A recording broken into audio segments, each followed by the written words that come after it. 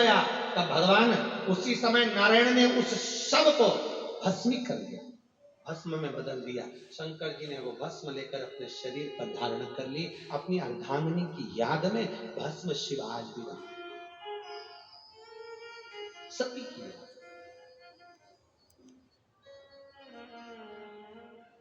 नंदी का श्राप पूरा करा, देवताओं ने जाकर दक्ष प्रजापति के लिए विनती करी। शंकर जी ने बकरे का मुंह लगाया अपने ससुर को। गाय का मुंह लगाया, बकरे का मुंह लग गया तो दक्ष प्रजापति ने शंकर की स्तुति करी। अब बकरा हिंदी में स्तुति करता है, संस्कृत में स्तुति करता है क्या? बकरा कैसे बोलता है?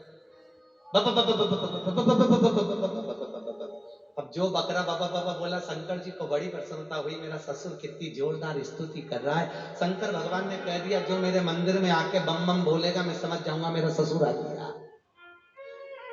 जो बोलेगा बम, भोलेनाथ जी कह, मैं समझ जाऊंगा मेरा ससुर आ गया। उस दिन से नियम हो गया। शंकर के मंदिर में लोग क्या बोलते हैं जब गंगा भर के ले जाते, कावड़ी ले जाते, क्या बोलते हैं? बम बम, क्योंकि शंकर जी समझ जाते हैं कि मेरा ससुर आया है। कई माताएं जाके बम बम बोलती हैं, शंकर जी समझ जाते हैं मेरी सास भी आई है। अब बोले समझ, शिव ओघड़ी शंकर दयाल। सती माता जो जलकर भस्म हुई, हिमालय राज की कन्या पार्वती बनकर जन्मी। क्या नाम पड़ा? पार्वती। हिमालय राज की दो लड़कियां थी। पहली लड़की है हिमालय राज की बड़ी बेटी गंगा और दूसरी है पार्वती।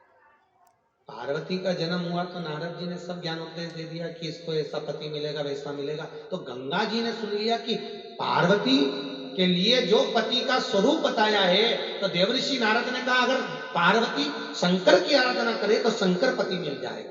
गंगा बड़ी लड़की थी तो गंगा ने सुन लिया। गंगा जी ने सोचा क्यों ना मैं शंकर को पति बनाऊं। तो गंगा जी शंकर जी की खूब पूजन करने लगी, शिवलिंग का निर्माण करती, पूजन करती, आराधना करती। गंगा खूब शंकर की आराधना करती, खूब। जब पार्वती जी बड़ी हुई तो पार्वती को लगा कि मेरी बड़ी बहन, मेरी बड़ी जीजी गंगा शंकर जी की पूजन करती है शंकर को अपना बनाने के लिए, और मैं भी पूजन कर रही हूँ शंकर को अपना बनाने के लिए। अब करें क्या? शंकर एक ही के पति हो सकते हैं, या तो गंगा के हो या पार्वती के। अब गंगा भी आराधना कर रही शिव की और मैं भी कर रही हूं, तो पति एक का बनेगा। अब करें क्या उसके लिए? तब पार्वती जी ने एक थोड़ा सा छल करा, और पार्वती जी ने आज खड़े होकर कहा, अरे सखी सुनती हो, मैंने सुना है कोई संत अगर निकल कर जाए तो उस पर पानी का लोटा भर के डाल दो तो संत प्रसन्न होकर आशीर्वाद दे देते हैं।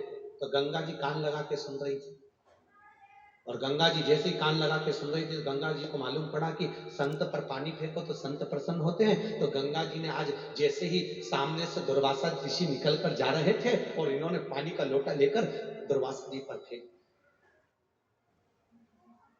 जैसे ही दुर्वासा ऋषि पर पानी का लोटा फेंका, दुर्वासा जी को क्रोध आ गया, और दुर्वासा जी ने कहा, अरे ओ गंगा, तो हिमालय राज की बड़ी बेटी होकर तूने मेरा अपमान करा है। जा, मैं तुझे श्राप देता हूं गंगा कि तू स्त्री का तत्व छोड़कर पानी के रूप में बहे। और गंगा उस दिन स्त्री के तत्व को छोड़कर पानी के रूप में बहने लगी। गंगा की आंख में आंसू भर गए, गंगा मैया के नैनों में जल भरा। गंगा ने कहा, बहन पार्वती तूने मेरे साथ छल किया।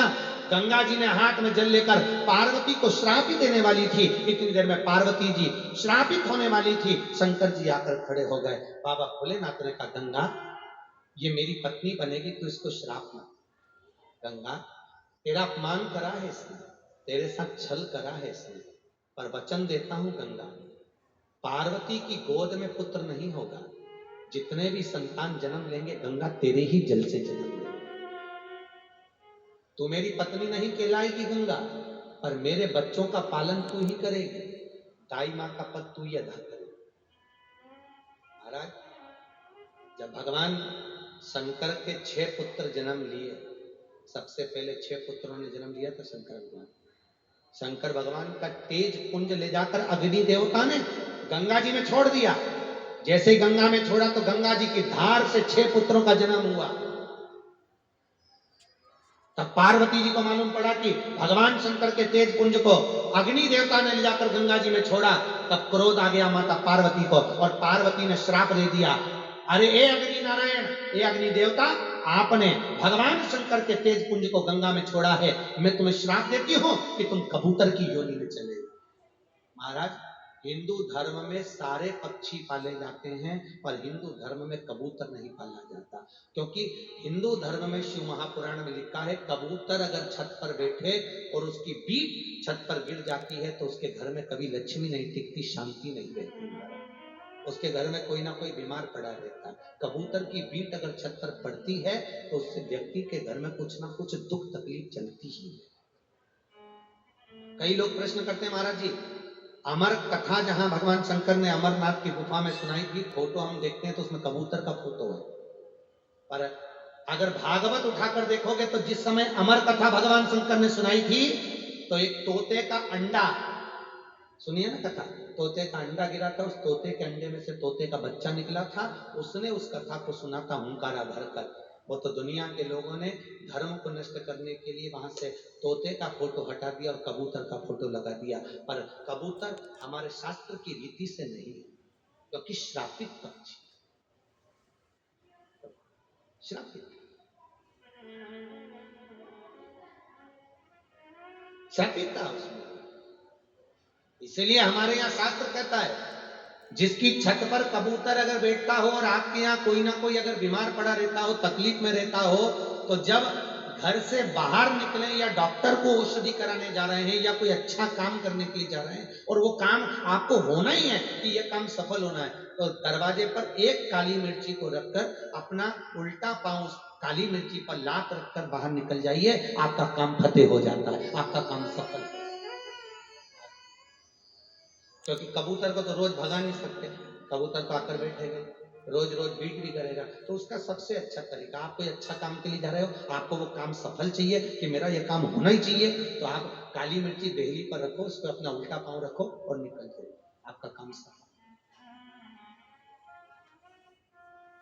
महाराज, सूर्य को 3 अर्घ होते हैं, एक लाल चंदन का अर्घ कार्य की सिद्धि के लिए सूर्य नारायण को दिया जाए, एक काली मिर्ची के पानी का अर्घ, जब आप कोई एग्जाम में बैठ रहे हैं, कोई परीक्षा में बैठ रहे हैं और आपको उसमें उत्तीर्णता चाहिए या मेरा ये काम सफल चाहिए या अदालत में केस चल रहा है उसको निपटाना है, तो काली मिर्ची के जल से सूर्य को अर्घ दी जाती है, तो उस जल के अर्घ से व्यक्ति का काम तुरंत 1.5 महीने के अंदर सफल हो जाता है।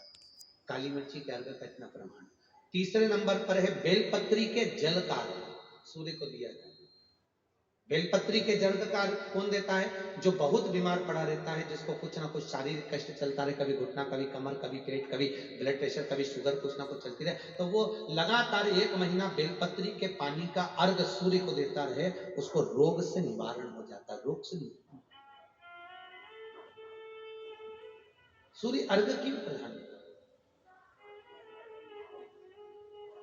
जैसे शंखों की प्रधानता होती है कि कौन सा शंख, हम आज कौन पूछा था, कोई भाई पूछे थे कि हमारे बच्चे ये दोनों कानों से सुनाई कम देता है, तो हमने एक ही बात कही, गणेश शंख आता है, शंख अलग अलग होते हैं, राक्षस शंख होता है, गणेश शंख होता है, विष्णु शंख होता है, दक्षिण मुखी शंख होता है, नारायण शंख, ब्रह्म शंख, शंख अलग अलग होते हैं। गणेश शंख के अंदर चांदी का सिक्का डाल दो, उसमें पानी भर कर रख दो, सवेरे सवेरे पानी, जिसको कम सुनाई देता है उसको आचमन कराओ, पानी पिलाइए, मात्र 15 दिन के अंदर श्रवण शक्ति बढ़ जाती है महाराज। इस बच्चों की जिनको सुनाई कम देता है उसको सुनना चाहिए, श्रवण शक्ति की। गणेश शंख होना चाहिए, शंख हो गणेश, और उसमें चांदी का सिक्का पड़ा, पानी डाला, उस पानी को सुबह सुबह पिलाओ, उससे प्रभाव।